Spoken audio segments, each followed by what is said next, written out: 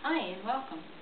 I'm Mrs. B, and today I wanted to talk to you about reading aloud to your children from an author I came to like very much by the name of Ethel Barrett.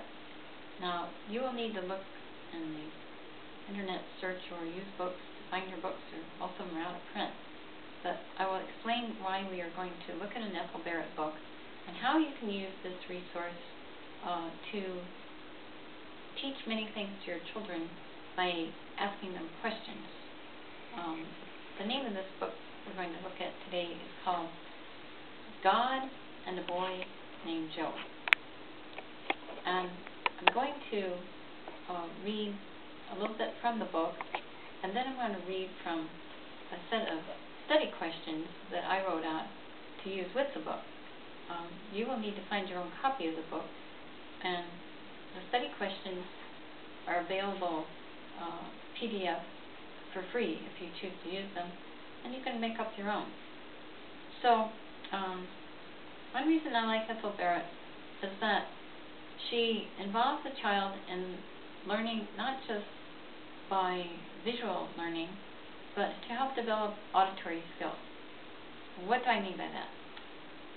She uses words that express what something actually says. For example, we know that chickens make a noise.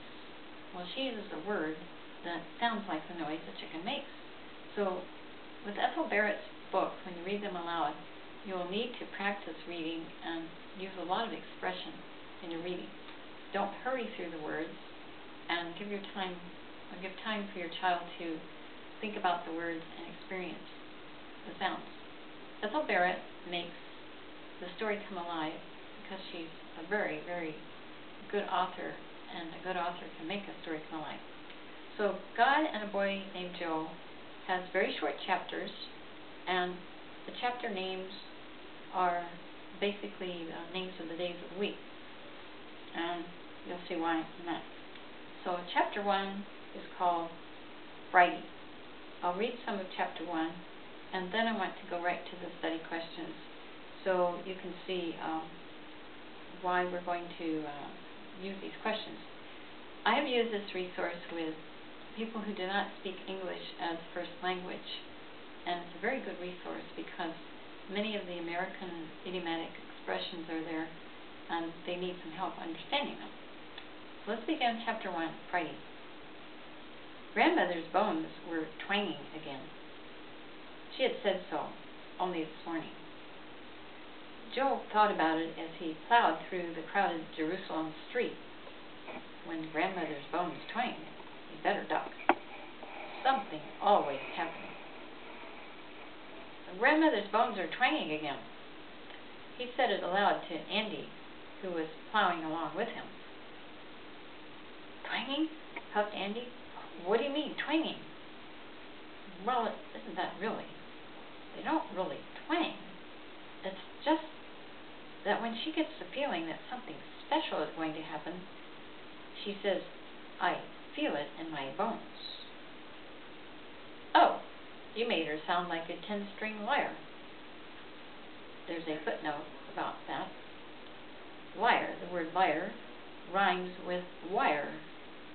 It's like a small harp, and you pluck it like a guitar. They stopped short in the crowd, and a donkey just behind them almost climbed up their backs. I tease her about it, Joe went on, as he pushed the donkey's nose to one side. I call it twanging.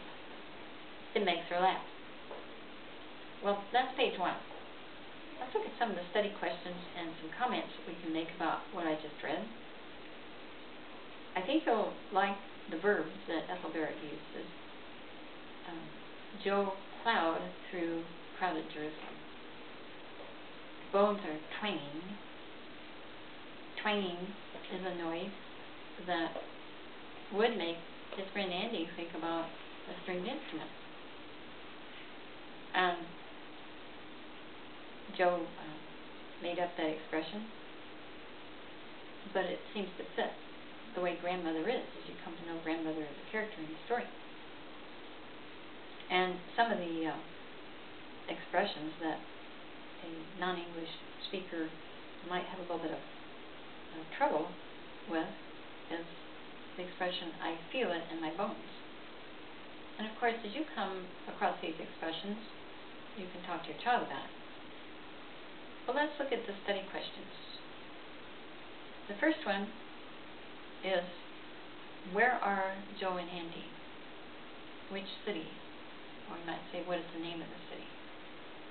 And this will teach your child to listen more attentively. If you let them know ahead of time, there'll be some questions. Why is it so crowded? Number 3, read the story of the first Passover in the Bible. See Exodus chapter 12.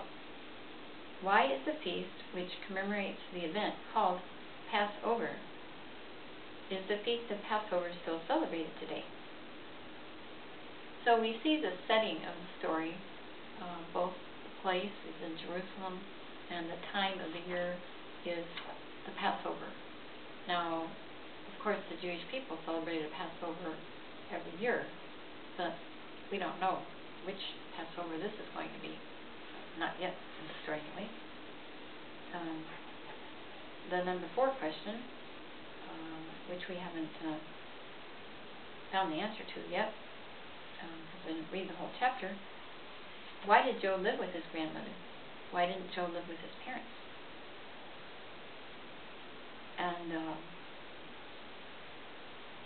number 5 question had to do with a comment that Andy made later in that chapter. Andy said his mother could haggle over buying something. And I give the page number, page 4. What does haggle mean? And is haggling a part of the culture where you live? So you'll notice that many of the questions are why type questions, what questions, how do you know type questions, and questions that ask you for information that the question itself may not use the word that the story uses, but it helps you to understand, comprehend and understand what the story is saying. Again, one of the reasons why I like this particular book from Ethel Barrett is if you have a young child and your child has not been converted to trust in Jesus Christ as his personal or her personal Lord and Savior, this book may present truth in a way that will really speak to your child's heart. So I wanted to show you, if we can get a little picture, one of the illustrations. Her books are very well illustrated. They're not in color, but the illustrations are great. And this is a picture of Joe sitting with his grandmother.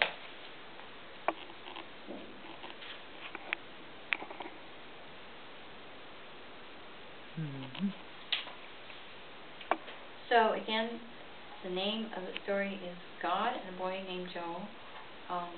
This was published by Haggle, but if you just do a search under God and a Boy Named Joe and Ethel Barrett, B-A-R-R-E-T-T, hopefully there'll be someone that still has a copy floating around, and I encourage you to get it and use it and download the study guide questions and see what you can do with it. I like to use this with children up to about age 11 or even 12, depending. And actually, I think it's a pretty good book for adults to read too. So may enjoy reading it, and check in next time and see if I have another book to tell you about. Thank you, and God bless you.